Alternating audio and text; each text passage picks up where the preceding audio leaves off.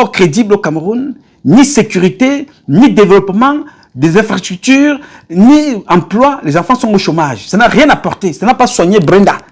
Ça n'a pas soigné Junior. Ça n'a rien créé du tout. Mais ils ont été là.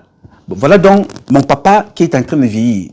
Voilà le président qui est en train de vieillir. Demain, le président sera au village, reposé là-bas. Les mêmes avantages, il n'y aura plus. À quoi t'aurait servi ce type-là?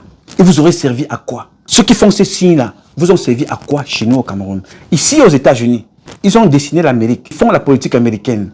En Europe, partout, en Angleterre, ils développent là-bas. Chez nous, vous utilisez ça pour détruire la jeunesse, sodomiser, violer les enfants, créer le satanisme. Oui, monsieur. Depuis que Première Dame est Première Dame, qui a déjà vu Chantal Biya habillée en robe totalement blanche? C'est-à-dire que tu portes le coton que Dieu t'a donné, tu te fais belle comme tu es une belle femme. Donc, tu portes une belle robe blanche. Quand tu sors comme ça, on voit la femme du président, on voit comment elle brille. Tu portes un beau tissu, non, cousu par un styliste camerounais. Parce qu'on t'a conditionné dans des trucs qui ne t'apportent rien, détruis tes propres enfants avec ta contribution. Aujourd'hui, la porte de la sortie est là, elle est grandement ouverte. Et là, nous sommes en train d'y aller là. Rien ne peut refermer cette porte-là. Attention, Madame Vigouroux, rien ne pourra refermer la porte de la sortie. Non. Vous allez sauf que sortir par là. Mais ce qui est important, c'est qu'il ne faut pas que tu sortes pour ne plus jamais revenir. J'ai vu ça au Ghana. L'ex-première dame, elle revient de temps en temps rencontrer le président avec son mari, cause. Il ne faut pas que tu sortes de là chassé de par le comportement que tu as imposé à ton mari et par conséquent au peuple camerounais. Moi, je parle ici, je ne dis pas que je ne m'en fous pas. Je ne parle pas comme quelqu'un qui a vendu sa vie, non. Je parle comme quelqu'un qui a renié son courage pour te dire le souhait de tous les Camerounais que tu vois là, c'est que tu finisses comme Madame Ali Bongo, Sylvia Bongo. Est-ce que tu comprends ce que je te dis? Moi, je suis dehors. J'écoute. Je vois. Le souhait, c'est que tout le monde dit, Nouma, tu peux nous dire tout ce que tu vois là. Hein? Tout ce qu'on veut voir maintenant, c'est la fin de ces gens-là. On veut voir la fin. Et tout le monde veut te voir chasser comme Idriss Déby, sa femme a été humiliée. N'est-ce pas? Tout le monde veut voir ça. Parce que dans leur tête, c'est que tu les as trop manqué de respect. Alors, comme vous ne voulez pas ça, il y a deux choses, deux sentiments qui vous animent. Vous voulez rester, mais vous ne faites rien pour aménager votre sortie ou même pour aménager votre maintien. C'est ça qui dérange. Vous croyez que vous pouvez rester là-bas éternellement. Vous ne pouvez pas, ce n'est pas possible. Ce n'est plus possible. Le président Paul Biya, papa Paul Biya, le patriarche Paul Biya, le chef traditionnel Paul Biya, le père de famille Paul Biya, c'est terminé. Il peut encore avoir la lucidité de penser, de réfléchir, de signer, de faire un certain nombre de choses. Comme il a lu son discours là, on voit que le cerveau, ça fonctionne, même si le physique ne suit pas. Mais il finira par aller se reposer au village. Mais si vous n'avez pas préparé votre sortie, les Madame Potso, les Nyandok, les Oswald Baboke, et tous ces gens qui t'entourent là, c'est la guerre. Je vous dis la vérité, moi je ne vous cache rien. Et je vous avais prévu ça depuis très longtemps. Que si vous ne préparez pas votre chute, elle sera brutale. Si vous ne préparez pas votre sortie, vous serez chassé comme ça, avec un coup de pied par le derrière. Je ne veux pas que mon père soit humilié comme ça. Parce qu'il a tout donné. À son niveau, il a fait ce qu'il avait à faire. Donc je ne peux donc pas m'asseoir ici, à dire tout et n'importe quoi. La présence de Paul Biya au pouvoir a été un enseignement. Pour tout le monde, chacun prendra sa part. Mais ce que je sais, c'est qu'il faut reformer ce pays-là, passer par la case de transition. Un conseil exécutif, une assemblée constituante, on réforme la constitution, on réforme notre institution, on réforme le code pénal, on réforme le code électoral, on donne une forme à l'État, parce que le Cameroun est parti de la fédération, Cameroun fédéral, Cameroun uni. le Cameroun République, toutes ces formes-là embrouillent les Camerounais. Il faut réécrire l'histoire du Cameroun, redéfinir la véritable fête des indépendances au Cameroun, redéfinir l'histoire en écrivant qui a fait quoi. Pour qu'on ne tombe pas sur ce que Charles Atebe disait, qu'on ne veut pas que les enfants pensent à ceux qui ont pensé ce pays. Il faut qu'on retienne qui était Paul Biya. À tort ou à raison, on doit pas, il est passé là. Amadou Ahidjo est passé. Les John Fontia sont passés. Il faut que ce soit écrit quelque part. Mais si on demande à quelqu'un aujourd'hui qui est de Gaulle, vous allez dire que c'était un général français. Alors qu'il a été général français parce qu'il est venu au Cameroun prendre des Camerounais pour aller libérer la France. Mais si on te demande qui est le général Isaïe Ngambou, tu ne connais pas. Qui est le général Tchemo, tu ne connais pas. Qui est le général Assoé Mané, tu ne connais pas. Tous ces enfants-là doivent être connus, écrits dans les livres d'histoire du Cameroun. Que vous les aimez, que vous ne les aimiez pas, qu'ils doivent être là-dedans. Chaque étape et période de l'histoire du Cameroun doivent être écrites quelque part. Donc vous ne pouvez pas tout mettre sur la tête d'une seule personne, alors que nous avons eu les possibilités de tout penser. Moi, je n'ai donc pas envie de mourir avant mon père et voir cette humiliation-là s'imposer peut-être après moi. Je vais œuvrer par toutes les forces que toi, Madame Vigourou, si tu ne veux pas être chassée en Vomeka, je te le dis brutalement, prépare une sortie honorable pour le peuple camerounais et pour ton mari. Les images que nous avons vues là montrent que le papa est fatigué, n'est-ce pas? Très bien. Je vais donc vous montrer une image qui va vous faire plaisir. Vous allez comprendre le comportement des personnes. Là, nous sommes là avec le président Mitterrand. Le président Mitterrand, il sent sa mort venir. Il ne veut pas se faire opérer. Il ne veut pas ça. Il dit qu'il ne faut pas qu'on brutalise son corps. Il ne veut pas ça. Il fait donc venir son médecin et il demande à son médecin de faire 2 communiqués. Le premier, il le fera au mois de juillet. Et le deuxième, il va le faire au mois d'août pour confirmer qu'il a le cancer. Il est sur son lit, couché. Il donne ces conseils-là à son médecin. Son médecin sort. Il dit, hey, il va voir son secrétaire général. Oui, monsieur, Jean-Luc Bianco, quelque chose de ce genre-là. Vous allez écouter ça tout à l'heure. Il va le voir. Et il voit son directeur du budget, le ministre du budget. Il lui dit, voilà ce que le président m'a demandé d'écrire. Le ministre du budget, non, n'écris pas ça. Non, il ne faut pas écrire ça. Il faut changer le discours.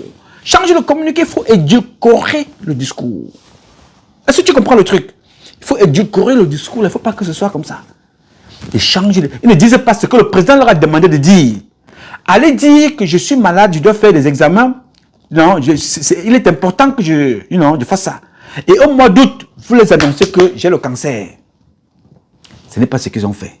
Vous savez pourquoi? Écoutez et regardez. François Mitterrand convoque au début du mois de juillet son médecin pour préparer le traditionnel bulletin de santé.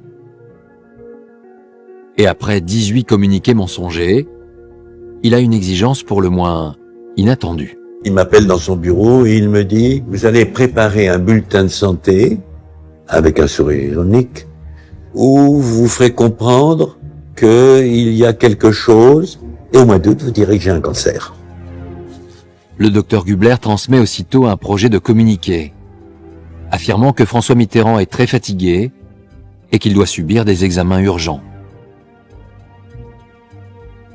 Lorsqu'il voit ça, saute dessus, tous. Jean-Louis Bianco était là, il l'a vu, et qui dit, mais c'est pas possible. Charras s'en empare, et il dit, mais c'est pas possible, il faut arrêter ça.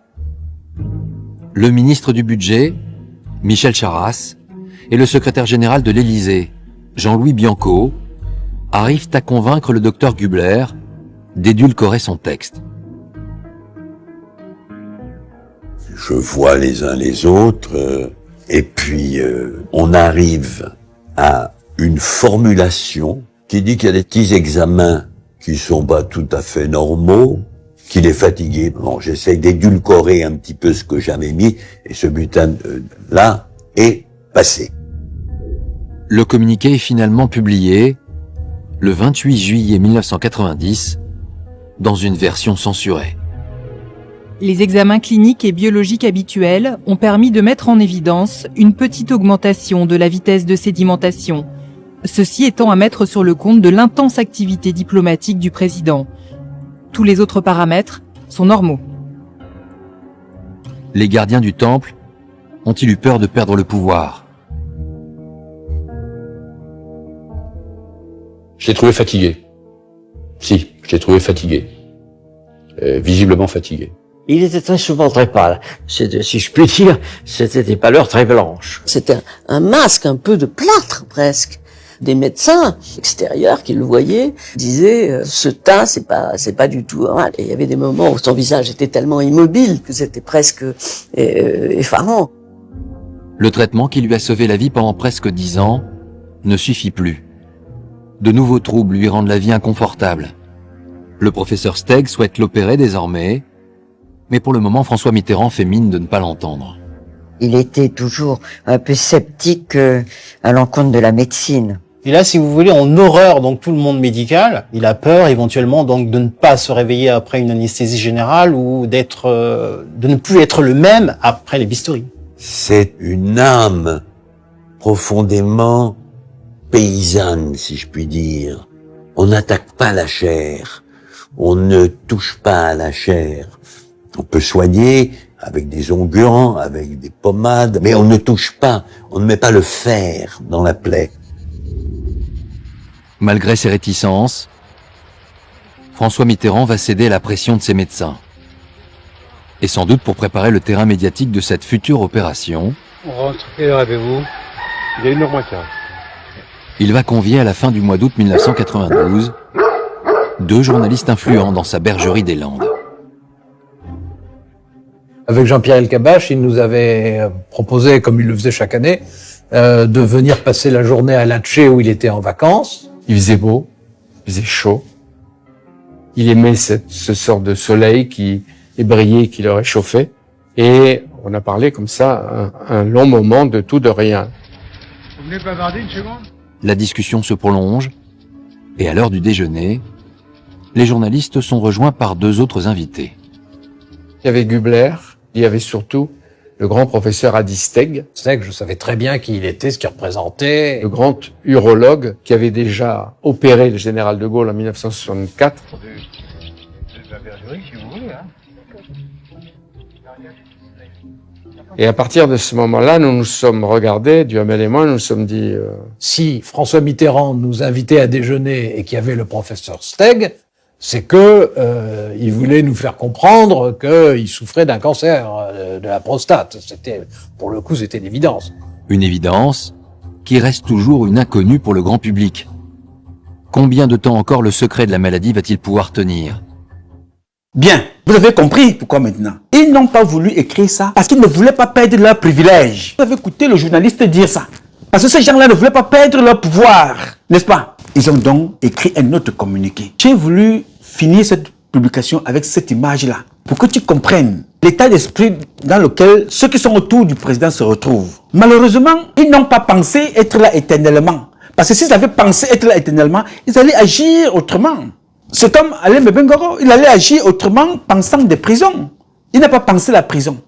Je n'ai pas dit penser à la prison, mais penser la prison. Penser la prison, c'est penser son développement. Les enfants qui sont là-bas, à tort ou à raison, sont mis hors de la société pour se reconstruire. Pour cela, il y a d'autres qui vont aller à l'école. Doivent être dans de bonnes conditions. Les enfants dealent là-bas avec des souris. D'autres sont violés en prison. D'autres entrent en prison en santé, ressortent étant malades, violés, abusés sexuellement. Personne n'a pensé à ça. Momo n'a pas pensé à ça, n'est-ce pas? Bon, ceux qui sont au pouvoir font exactement ce qui s'est passé avec Mitterrand il y a de cela 20 ou 30 ans en arrière. Ils n'ont donc rien appris. Ils refont exactement la même chose. Ce n'est pas sorcier. Au Ghana, est-ce que vous pensez que le président du Ghana peut avoir les mêmes problèmes au Cameroun, comme au Cameroun? Non. Chaque président gagné, quand il part, celui qui a quitté le pouvoir l'accompagne. De temps en temps, il se consulte. Aujourd'hui, nous souhaitons tout le monde, tous ces gens que vous voyez autour de Chantal Biala, demain vont la régner. Si Ngongo devient président au Cameroun, la première personne à abattre, c'est Chantal Biya. Parce que Ngongo Ferdinand a poussé les enfants de Chantal Biya à être des potentiels, des éventuels prisonniers, à faire le faux. Donc, tous les hommes d'affaires camerounais qui ont travaillé sous l'ère Ngongo Ferdinand, je vous le dis sincèrement, vous êtes des prisonniers. Oui, parce qu'il ne vous a pas appris à travailler, à payer des taxes, à payer des impôts. Il ne vous a pas appris ça. Il vous a appris à lui verser de l'argent. La Sonara, vous allez rendre des comptes. Kotko, vous allez rendre des comptes. Dans le bois, vous allez rendre des comptes. Ceux qui sont dans les mines, vous allez rendre des comptes un jour. Ceux qui ont eu des exonérations, sans même rien reverser à l'État, passant par lui, Paul Motazé, vous allez rendre des comptes un jour. C'est ça qui a constitué le désamour, la haine des Camerounais vis-à-vis de vous. Ce n'est pas parce que tu vas croiser un Camerounais, tu donnes $1, tu donnes $2. Non, non, non, non. Vous auriez pu travailler à des hôpitaux, la construction des hôpitaux, la construction des routes. Regarde le nombre d'hommes d'affaires qu'il y a à l'ouest. Mais chaque année, on vous fait comprendre qu'il y a eu des dizaines, des centaines de personnes qui sont mortes à la falaise. Chaque année, c'est la même chose qui recommence. À dire que mes hommes d'affaires de l'ouest, eux, ils ne vivent que sur le sang de leurs propres frères. Non, non, je vais au deuil au village. Ce week-end, je vais au deuil. Ils sont au deuil tous les jours. On a l'impression que c'est eux qui cultivent ces deuils-là. Pour quel intérêt? Vous avez l'argent, vous avez le pouvoir. L'argent qu'on vous donne, lui peut Motazé les subventionne. Vous subventionne les exonérations de douane. Mais vous n'avez pas pu, avec un dieu fils de l'Ouest, ministre des routes. Regardez les routes au Cameroun. Mais nous connaissons Biabi Mvono, c'est lui le problème. Ok. Regardez l'eau au Cameroun. Qui s'occupe de l'eau au Cameroun? Quel est le ministre qui s'occupe de l'eau? Allez regarder ce qu'il a réservé. Regardez notre forêt aujourd'hui. La forêt s'est partagée. Elle a été vendue. Et puis Biya partira, un jour quand Dieu le rappellera, dans une petite maisonnette en bois. Alors que vous avez vendu tout aux Chinois. Vous allez poser tout sur la tête de Biya. Non. Nous avons eu le temps de bien observer. On a vu qui est responsable, qui n'est pas responsable. La responsabilité du président, ça ne fait aucun doute. Était-il seul? Non. Voilà. Comme il est vieux, il est fatigué. Maintenant, c'est ceux qui sont restés, qui avaient la signature aussi au même titre que le président, qui vont répondre à leur tour. Allez donc dire à Chantal Biya que j'ai dit ça. Que si il arrive un truc à son mari, avant elle, je ne suis pas sûr qu'elle passera 72 heures en Vomeka. Et s'il lui arrivait quelque chose, ça c'est une autre histoire. Après son mari, elle ne pourra pas être enterrée en Vomeka. Mais tout ça est possible, on peut remédier à cette situation-là très rapidement parce qu'il n'est jamais trop tard. Vous avez humilié les Camerounais, vous avez souillé, vous vous êtes moqué d'eux, vous pouvez vous rattraper. On ne fait pas ça. Tu te lèves en France pour venir voir un match de football ici, aux États-Unis. Le Cameroun n'est pas là-bas. Le Cameroun n'a rien à voir. Les Camerounais n'ont rien organisé. Et quand même ils organisent, tu ne viendras pas. Mais tu payes quand même le ticket, tu viens. Bien. Tes propres enfants vont jouer au Maroc à 2 heures de là où tu dors. Tu ne viens pas. Mais tu es quand même contente de soulever la coupe. On appelle ça comment? On appelle ça comment? Hein, bro? Comment est-ce que tu peux appeler ça? Comment est-ce que tu veux donc qu'on pense que tu nous respectes quand tu agis comme ça? Tu ne te poses pas de questions que qu'est-ce qui ne va pas dans ce pays? Quel est mon rôle? Et tu veux que on t'applaudisse comment? Non. J'ai vu, tu étais assise là, tu commences à comprendre que il y a quelque chose qui se prépare. Si ça n'arrive pas un matin, ça va arriver un soir. Oui, monsieur. Ça n'arrivera pas à mi-journée. Ça va arriver un matin ou un soir. Vous serez informé en journée. Donc il n'y a rien qui puisse empêcher ce qui arrive. N'est-ce pas? C'est comme quand je partais faire le saut en parachute. Si tu n'assimiles pas le cours que l'instructeur te donne, l'instructeur là, c'est toujours un caporal chef, au maximum un sergent qui vous forme au saut. Il forme des capitaines, il forme des officiers. Ce que je te dis là est important. Et si tu n'arrives pas à maîtriser ce qu'il te dit, tu arrives ici en bas, tu rendez-vous avec le sol, comme dit souvent mon grand frère. Dès que tu sors de l'avion, rendez-vous avec le sol. L'atterrissage, tu te comportes mal, tu as les 2 pieds cassés. Tu as les 2 pieds cassé. Voilà. Donc, là maintenant, tu es ici. Le sol est là. Tu peux encore réfléchir, même si ce n'est pas évident. Donc, pense rapidement, la sortie là, elle se fera comment? Avec des cailloux, avec des gourdins, avec les armes ou avec des applaudissements? Tu as le choix de définir ça. Mais aucune personne de ton entourage ne pourra penser ce que je te dis là. Penser ta sortie ne dépend plus de toi et de ton entourage. Penser ta sortie dépend aussi de toi et pas de ton entourage. Tu dois les imposer ta sortie. Mais il faut qu'elle coïncide avec ce que pensent les Camerounais. Parce que le peuple que vous voyez là, faut faire attention avec ce peuple qui dort. Hein? Non, le peuple camerounais n'est pas faible. Non.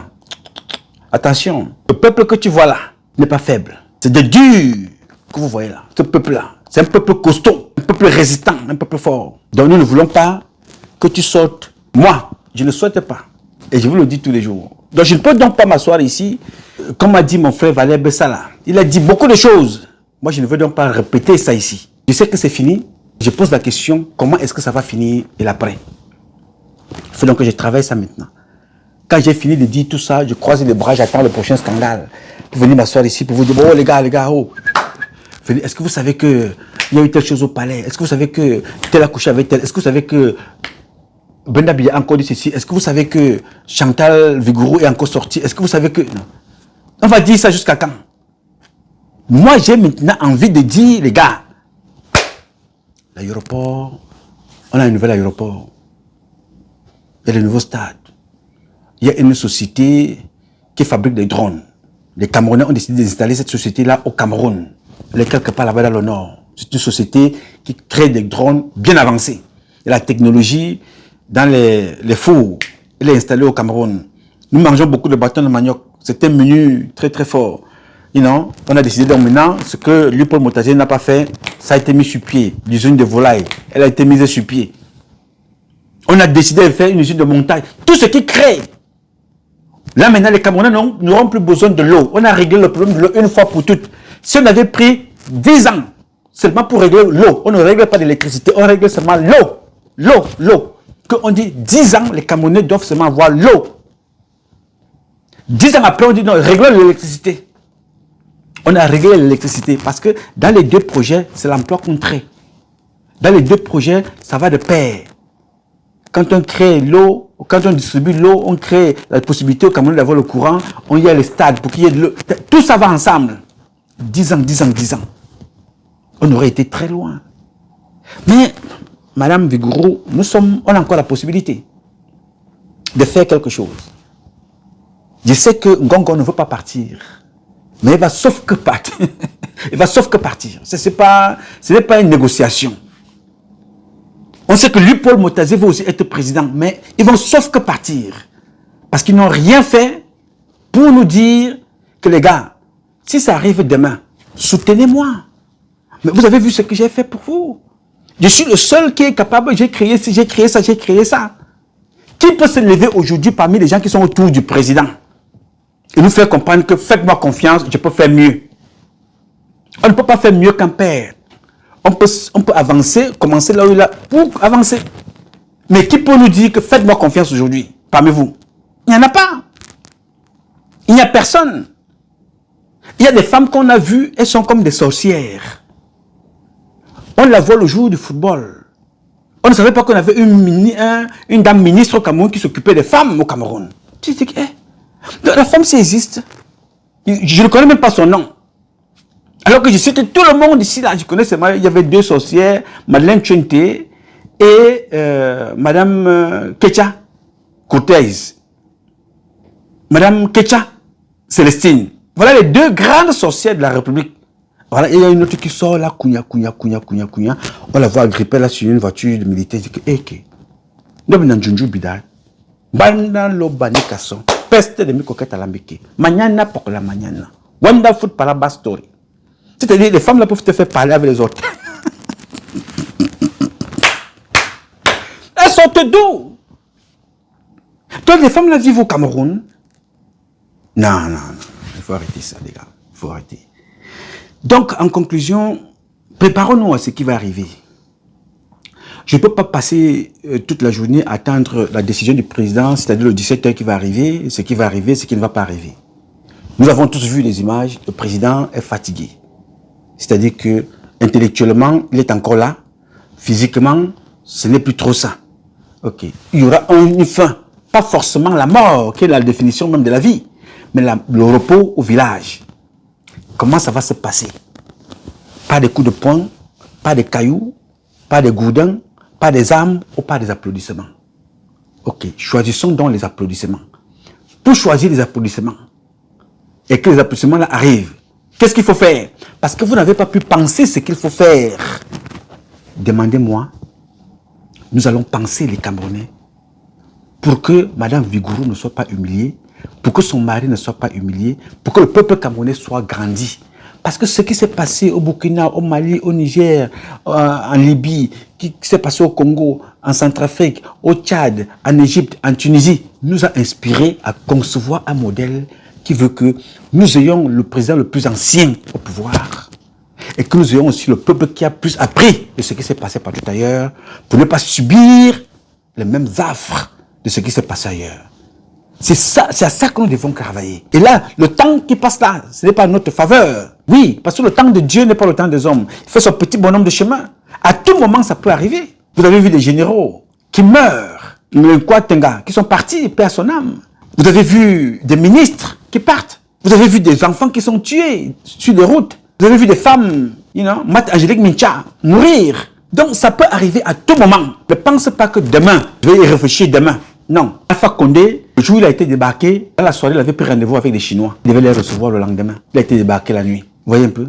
Donc à tout moment, ça peut arriver. Rien n'est acquis. Le seul pouvoir qui peut te pleurer toute la vie, c'est le pouvoir du peuple. Et c'est ce que tu as fait avec ce peuple-là. Si tu as raté le départ, ne rate pas l'arrivée. Si tu as raté le départ, fais un effort pour ne pas rater l'arrivée. Donc, le départ a été faussé. Peut-être qu'on ne vous a pas assez dit. Mais ce qui s'est passé autour de vous est suffisamment enseigné. Vous n'avez pas prêté attention. Il est donc temps maintenant que chacun d'entre vous se pose les bonnes questions. L'atterrissage ou la sortie. La porte est déjà ouverte. Nous sommes en train de discuter en ce moment. C'est le temps, c'est la façon. Nous allons sortir avec vous tenant dans la main, ce sera vous accompagner au village, ou alors vous allez sortir en courant, ou vous allez sortir avec un coup de poing derrière. C'est ça qui se pose en ce moment. Ce n'est pas est-ce que vous allez sortir un jour. Non, c'est déjà confirmé ça. Vous allez sortir. Mais comment allez-vous sortir de là? N'est-ce pas? Moi, je ne souhaite pas que quelqu'un sorte de là avec les pieds devant. Non. Je souhaite que le départ se fasse en se serrant les mains, en célébrant, en disant au revoir. À nous revoir bientôt à la prochaine fête nationale. La première dame est invitée, le président est invité, ou alors les membres de la famille sont invités. C'est comme ça qu'il faut qu'on fasse dans notre pays. Je ne veux pas qu'on se sépare dans des problèmes, comme ça s'est passé avec Amadou Ahidjo. Il ne faut plus que ça se répète. Répétez ça. Donne la voix aux Occidentaux de nous diviser. Donne la voix aux Occidentaux de nous diviser. Donne la possibilité aux Occidentaux de croire qu'ils peuvent nous utiliser les uns contre les autres pour à la fin revenir au même résultat. Les morts, et encore les morts. Ils prennent nos terres et ils nous envoient en exil pour aller souffrir là-bas. Pendant ce temps, ils s'enrichissent chez nous et ils nous divisent de l'intérieur. Ils restent là-bas et rient. Pendant ce temps, on se bat à l'international pour obtenir ne serait-ce que la carte de résidence. Un permis. Chez toi, tu n'en as pas besoin. Tu peux vivre dans ton village. Si nous venons te demander, non, tu sauves, on ne veut, on kenzaï, on dit, mombe, ah où, ah où, njenu, ou alors, njanu, anza, tu sauves, à tes que veux. Non. Mais chez nous, ici, là, dans notre pays qui nous a accueillis, ce pays-ci, fais l'amour avec ta femme, écris. Le voisin appelle la police. C'est quand la police arrive, quand tu dis que non, mais, non, c'est que nous sommes en train de, dans notre intimité, je ne peux pas demander à ma femme de ne pas, exprimer son plaisir à haute voix. L'enfant pleure la nuit, qu'il a besoin de son biberon, il pleure, ou bien sa couche est mouillée. L'enfant pleure, le voisin appelle la police. Tu pleures chez toi à la maison parce que tu as perdu un membre de ta famille, le voisin appelle la police. Tu célèbres parce que c'est l'anniversaire, le voisin appelle la police. C'est pas possible. Alors, nous sommes contents de l'accueil qui nous est réservé, l'hospitalité. Dans notre pays, au Cameroun, vous savez, on appelle ça aller faire le tuyau. Une fête là-bas, on ne t'a pas invité, mais tu vas quand même. On ne va pas te chasser, hein. On te donne à manger. Ici, là, je ne connais même pas tes voisins. Tu prépares ta nourriture, les nourritures de chez nous sentent souvent fortes là. Le voisin appelle la police. Non, il y a une odeur là. Alors que quand eux mangent leur camembert, tout pue. C'est normal. Mais toi, tu manges ton bâton de manioc, c'est un problème. Tu manges ton bongo chobi, c'est un problème. Tu vois un peu? Donc, si nous n'aménageons pas les conditions de vie pour vivre chez nous, naturellement et tranquillement, et inviter aussi les autres à venir vivre chez nous, pour qu'enfin qu'on les enseigne l'hospitalité, nous serons toujours traités comme ça partout ailleurs. Donc les gars, je ne veux pas le désordre, je ne veux pas la guerre, je suis contre tout ça. Tout a été mal fait, du début jusqu'à la fin, mais tout ça a été un enseignement. Maintenant, ménageons la fin, asseyons-nous et parlons. Je vous ai donc proposé la transition concertée. On va s'asseoir avec le père Soukoudjou, avec Monseigneur Cléda, avec les intellectuels, les scientifiques, avec les hommes politiques du parti au pouvoir, de l'opposition, les enfants de la diaspora. On connaît qui sont-ils, on peut les sélectionner. Hein. Ça me prend 5 minutes. On s'assoit, on pense rapidement à notre pays. Très vite, c'est concerté. Et ces enfants-là, on s'assoit donc maintenant, prennent 36 mois pour reformer le pays. Une assemblée constituante, un conseil exécutif. Reformer le pays, après on confie le pays aux Camerounais. Ce sera de l'inédit. Ça se passera comme ça s'est passé en Suisse. Oui, ce sera de l'inédit. Et si vous ne refusez donc la transition concertée, il y aura une transition forcée qui passera automatiquement par une révolution populaire. Et là, nous sommes aussi préparés à cette révolution populaire. Et ça ne va pas faire du bien à tout le monde. Il y aura des gens qui seront humiliés, il y aura des gens qui vont perdre la vie, d'autres iront en exil, d'autres iront en prison.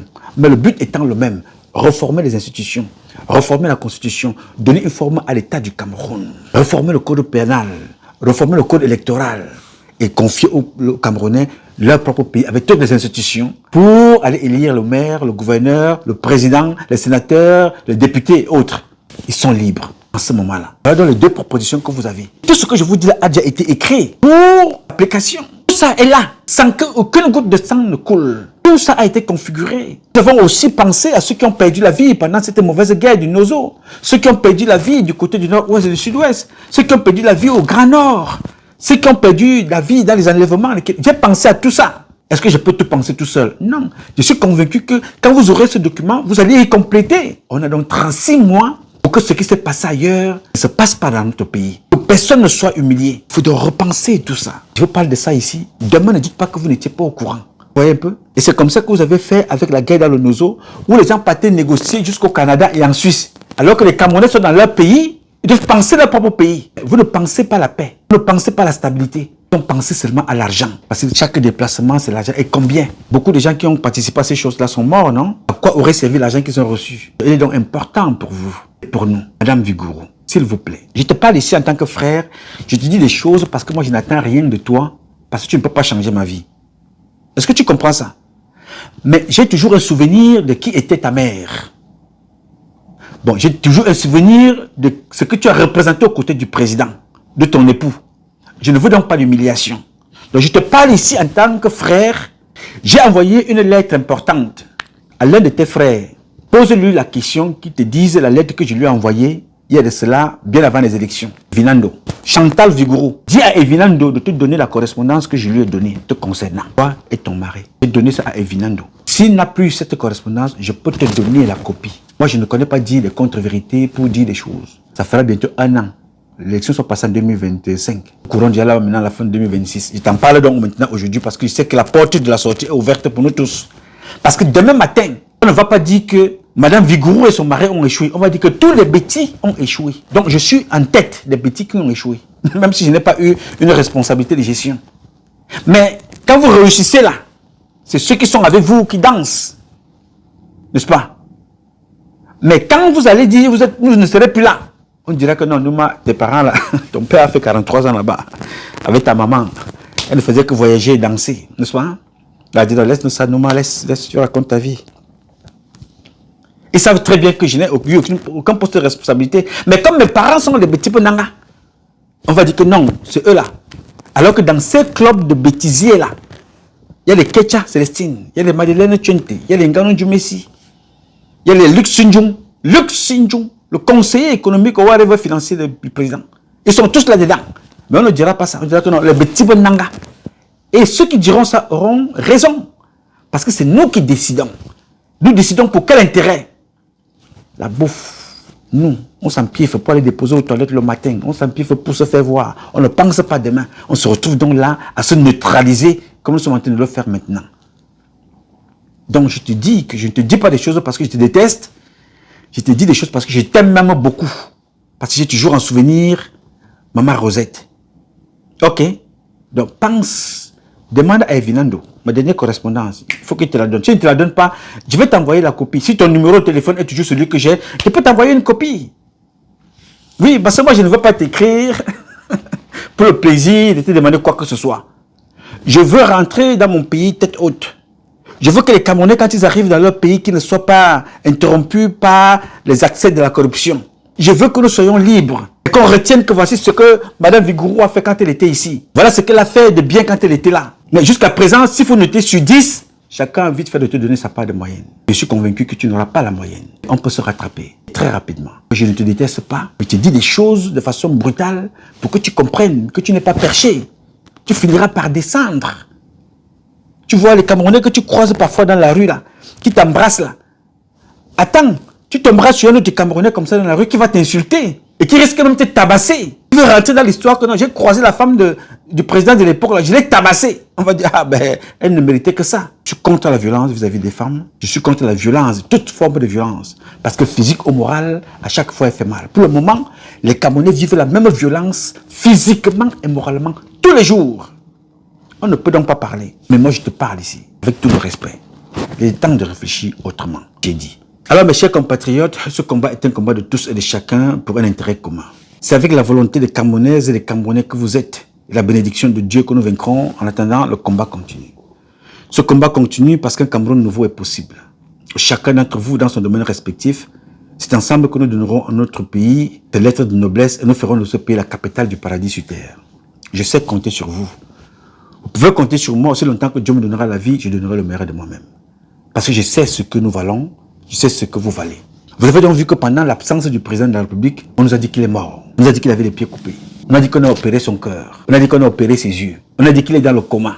Dans tout ce qu'on a dit là, en 2 mois, qu'est-ce qui a changé dans notre pays? Rien. Rien. Le professeur Aimé Boni a même pris son temps pour venir vous expliquer que non, on ne peut pas opérer un père de cet âge-là qui sortent là-bas sans séquelles, c'est pas possible. S'il est opéré de ce que vous dites là, il ne peut pas venir au Cameroun avant les 6 mois. Il a donc pris le temps pour vous sensibiliser, en façon de vous dire, restons focus sur l'essentiel. Il y a des vendeurs d'illusions qui ne seront là que pour distraire, pour animer la galerie, pour raconter leur vie. Pensons aujourd'hui à aux prochaines générations. Le président Paul Biya, il n'est pas jeune. Il a 100 ans et plus. Il a fait sa part. Il a fait sa vie. Qu'est-ce que vous voulez qu'on fasse de lui aujourd'hui? On a dit tout ce que nous avons dit là. Il a échoué, il n'a pas fait ceci, il n'a pas fait cela, il est responsable, il est comptable, il est ci, il est ça. On a dit tout ce qu'on veut dire. Qu'est-ce que toi, tu as dit? Qu'est-ce que toi, tu as fait pour toi-même? Vous avez vu que les enfants qui tapent sur le ballon, on les a donné des maisons. Celle qui sortira de là, à moins de 2 semaines de compétition, sortira au moins avec 100 millions dans sa poche. Mais les professeurs de ton pays n'ont rien. Les enfants qu'on accouche à l'hôpital, les mamans à l'hôpital n'ont rien. Ce n'est pas l'argent qui manque, c'est la mauvaise redistribution. Cela, on peut facilement tracer. Parce que le président aime le football et il sait que les Camerounais sont attachés. Mais on a aussi vu les Mbango. On a volé la voiture, on a volé leur argent. On a vu Anne-Marie Zier, on a volé sa maison, on a volé sa voiture, elle est morte sans rien. Vous comprenez tout ça, vous vous rendez compte que quand on fait le ratio, nous sommes abusés d'une façon ou d'une autre. Il faut donc qu'on se prépare. C'est que les comportements comme ça ne soient pas des comportements qu'on perpétue. Il ne faut pas perpétuer de tels comportements. Il faut les revoir. Vous avez vu avec vos yeux, ça sort facilement. Mais payer maintenant les enfants de maths génie qui dorment dans la rue 30 mois sans salaire. 30 mois sans salaire. Et nous sommes tous en train de danser. Parce que nos enfants, nos copines, nos soeurs, nos voisines, nos compatriotes ont gagné la Coupe d'Afrique. On célèbre, on saute, on danse, on paye. Elles ont de l'argent, elles ont mérité, n'est-ce pas? Très bien. Battons-nous. Les autres aussi méritent leur salaire dans le maths génie, dans l'éducation, dans l'enseignement, dans les hôpitaux, dans l'armée, la police, la gendarmerie. Chacun s'y retrouve. Vous ne trouverez pas les mêmes problèmes en Arabie Saoudite. Vous ne trouverez pas les mêmes problèmes de salaire en Russie et en Chine. Les gens ont réglé un certain nombre de problèmes qui ne peuvent plus arriver n'importe comment. Parce que nous avons les moyens plus que tous ces gens-là. Mais nous avons eu le malheur d'avoir des mauvaises personnes autour du président et de son épouse. C'est pour ça que je me bats. La sortie ne soit pas brutale, ne soit pas une honte, ne soit pas l'objet d'une moquerie, j'ai dit. Alors mes chers compatriotes, une fois de plus, ce combat est un combat de tous et de chacun pour un intérêt commun. C'est avec la volonté des Camerounaises, de chaque Camerounais, de chaque Camerounaise que vous êtes, la bénédiction du grand architecte de l'univers, que nous vaincrons. En attendant, le combat continue.